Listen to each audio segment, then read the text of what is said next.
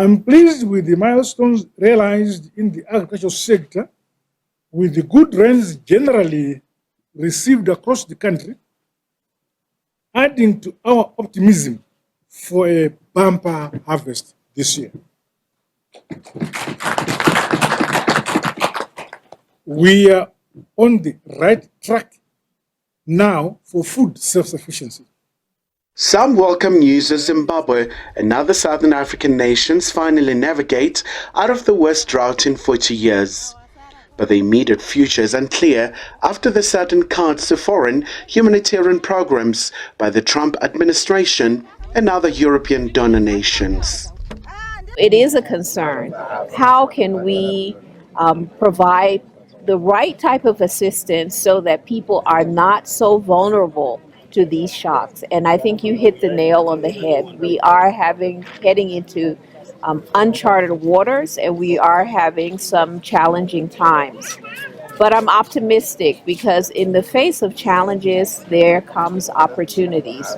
And I think we in the humanitarian and development communities now are challenged more so than ever to come up with new solutions that's going to address some of the issues that we are facing. The World Food Programme gives food and cash assistance to people worldwide suffering from hunger due to crop shortages, conflicts, and climate change or natural disasters. It's unclear how much funding aid agencies and other humanitarian bodies will lose due to American aid cuts.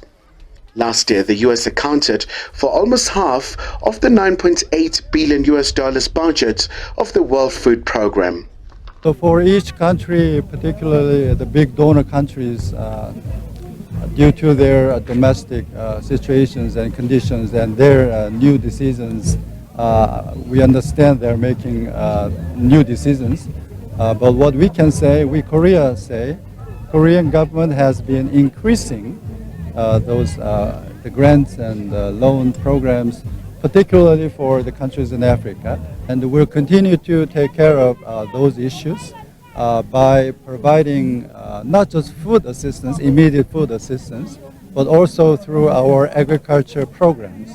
Our agriculture program includes the drought-resistant maize production and the seed potato, and most recently we are launching the small grains production programs. Long as food is available, it can be reached. The onus is on us working in this industry, governments, not just the Zimbabwean government, but governments around the world. And it's not just aid organizations and government, but the private sector too. Because here's the thing, there's something called human capital. You are in business to make money from your markets, from the human capital that is there in the market. I think we all have to work collectively to ensure that food is available for all, accessible for all, utilized correctly, and also that it's stable.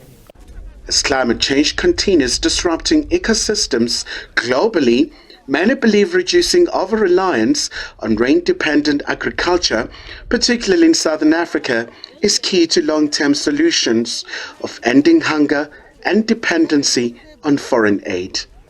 Khumalo, SABC News.